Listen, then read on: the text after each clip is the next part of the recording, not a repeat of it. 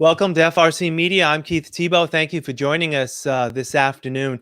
We've spent a lot of time since the outset of COVID-19 speaking to a number of nonprofit organizations, social service agencies on how through the pandemic they've been able to still serve the needs of our community. And we're going to focus on that again today. I'm pleased to be joined by Mike Moran. He is the marketing director at Family Service Association of Fall River.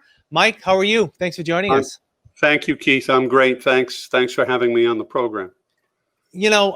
People may also know you as you host a program here on FRC Media, Family Focus. And just so the viewers know, we hope to relaunch that show remotely very soon. We hope to have an episode for September. But Mike, just in general, for some people who may not know about Family Service Association, and the organization's been around for well over 100 years, fill in on basically what the organization does and how it serves the community. Sure. And actually, it's 130 years. When people ask me the question you just asked, Keith, my answer begins with, how much time do you have? Only because we're a comprehensive agency in the sense that, unlike other organizations and nonprofits that do social services and may cater to a limited population, we have services for children. Our youngest clients are infants in one of our childcare programs, and we have adult and elder services that serve people beyond the year 100. We have a number of community-based programs. We do childcare for children after school, as well as the infants and toddlers and preschoolers. We do personal care for a number of people in their homes and apartments. We're kind of all over the place, and we've been around for, as I said, 130 years. And you only look about 120. I was there at the beginning. It was a great time. There you go. Right. Yeah, Mike, a lot of the services that Family Service provides for the community, a lot of them are in person, right? Daycare centers, adult day health activities. Sure. How has COVID put a wrench in that, and how has the organization been able to still serve the community throughout the pandemic? That's a great question. It was challenging, as I'm sure you can imagine. And these challenges are in some ways no different than any business that had challenges of having to close, having to deal with what happens to our employees, what happens to our customers. And we don't refer to the folks we serve as customers, depending upon the program. We call them clients or members or consumers. But you're absolutely right. There are some face-to-face services, some hands-on services that we do provide, some of which continued right through. I'll give you an example. We have a program called the Home Assistance Program. And with that, we have folks who are trained caregivers, many of them certified nursing assistants, who go to people's homes and apartments and administer personal care. They help them with bathing, dressing, meal prep, errands, housekeeping, and other things. That continued even when many of our other programs temporarily closed down. It did so because we felt an obligation, that our mission told us that we needed to continue to serve those folks, and we did so.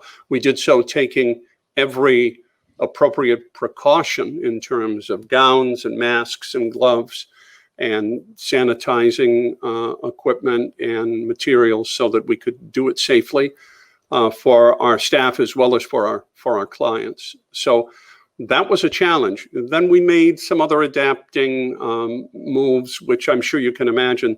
We do a lot of counseling. We've talked about our behavioral health center on Family Focus, and I know that, and I appreciate your knowledge of what we do, because you've been exposed to a lot of the programs, having been there for Family Focus. Telehealth has been magnificent in allowing us to continue to serve people who would be otherwise in face-to-face counseling. Of course, there are a lot of protocols and procedures to deal with to make sure that insurance providers who cover the cost of that, and the licensing entities, in the case of our clinic, the Massachusetts Department of Public Health, everyone had to get on board in terms of how we were going to organize and structure this new normal, to use the cliche. And so we've reached a point where all of the services that we once provided are now being provided. Some of them with smaller numbers because of space considerations and regulations and mandates from the State House, but we're getting the job done, and we've brought our people back, which we're very, very grateful to have been able to do that, not only for them, but for the people that they serve. Yeah. Now, in terms of providing some of these services, I'm sure in some locations, because there are a number of sites that Family Service oversees, physical sites, where there needed to be some, changes, physical changes to those sites to adhere to social distancing. And how did the organization deal with that? And probably more importantly, had to pay for it as well. Well, that's a good question. A lot of the decisions regarding that were made at the state level, where the licensing entity for our adult day health programs, being the Massachusetts Department of Public Health, they established what the square footage, they always did this, even pre-COVID, what kind of facilities we needed at an adult day health center in terms of availability and size of bathrooms, kitchen area, square footage, etc. They modified those so that it would provide a safe environment for our participants to come to the program site. So we have 2 in Fall River, 2 adult day health programs in Fall River, and 1 in the town of Rainham. And they were offline for a period of time and reopened in early August. And I visited all 3, and it's amazing to see, number one, how sort of enlivened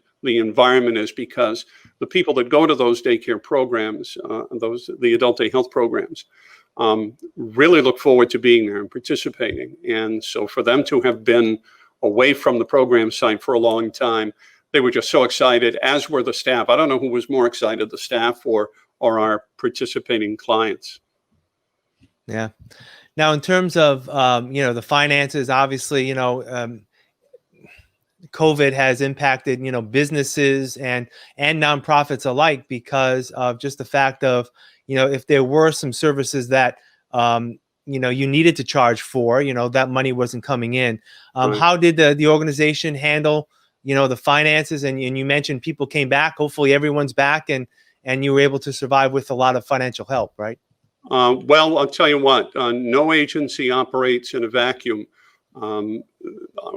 In particular, those that really stepped up immediately, the United Way of Greater Fall River put a plan into action of some very, very urgent fundraising and then distribution of funds to worthy agencies so that they could continue to obtain equipment, continue service. And the other is the South Coast Community Foundation.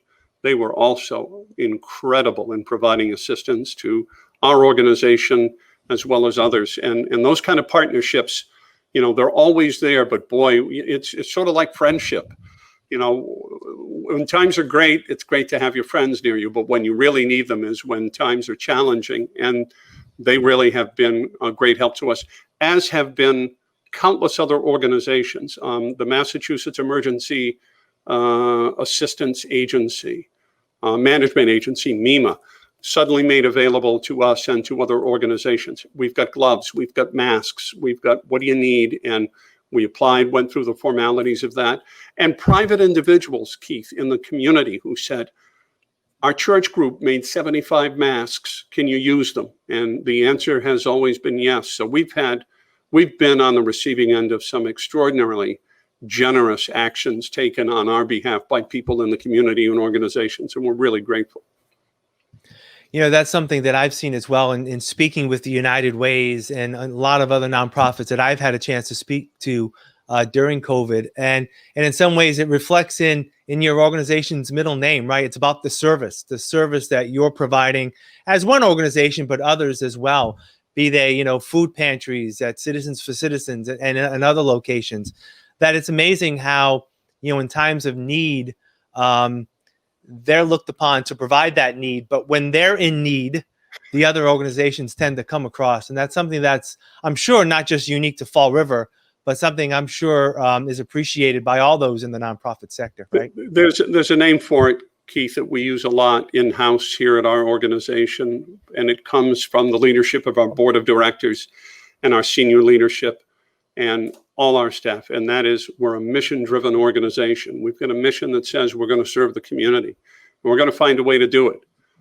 There are times when, you would like to have more financial resources available to you. You'd like to apply for more grants and more foundations and so forth. But if there's a need, we try to fulfill it. We don't do everything. No one agency does, but we are a mission-driven organization that really tries to do whatever we can to get the job done. And we'll figure it out later how we're going to make everything come out the way it should. Yeah. So what does it look like for Family Service Association going forward? Obviously, we're sort of in a holding pattern, if you will, even though, the number of cases have spiked. There could be a second surge. Do you feel the organization is well prepared to continue to serve the community regardless of what may happen with COVID? I really do, only because, and again, all credit goes to our senior team and our board. They were making decisions in a rapid succession when this all hit as hard as it did. And I think that that's been a learning experience that would help if, heaven forbid, we've got to, deal with a second wave. I think we have got the foundations and the underpinnings to know what we need to do and how to go about doing it. There are many people that are still working remotely, working from home. The technology being what it is, we're using it right now to communicate to each other and to your audience. Is really a help. And so we've sort of picked up our game in terms of technological capabilities. And it's not easy because if you've got people working remotely, they're working on laptops, they need to be encrypted and all kinds of security and precautions that are regulated by HIPAA. People may know what that is, and a lot of other regulatory and legal requirements that make us do the things that we do the way we do them. And it's a challenge, but it's a different service environment out there now, and I'd like to say that we've been able to adapt to it pretty well. Michael Moran, the director of marketing at Family Service Association. Thank you for your time, and it's great to see you virtually, and hopefully we'll continue to see more of you soon on Family Focus. And we'll check in again soon about how Family Service continues to serve the community. I appreciate your time. Well, we talked about partnerships, and I got to say we've got a strong one with FRCmedia and with you, Keith, personally and professionally. You've been very supportive of our agency over the years, and we are very grateful to you for it. Well, it's our pleasure. All right, Mike, thanks. Take care. Thank you. I want to thank you as well for joining us today on this Wednesday. I'm Keith Tebow. Have a great rest of your day.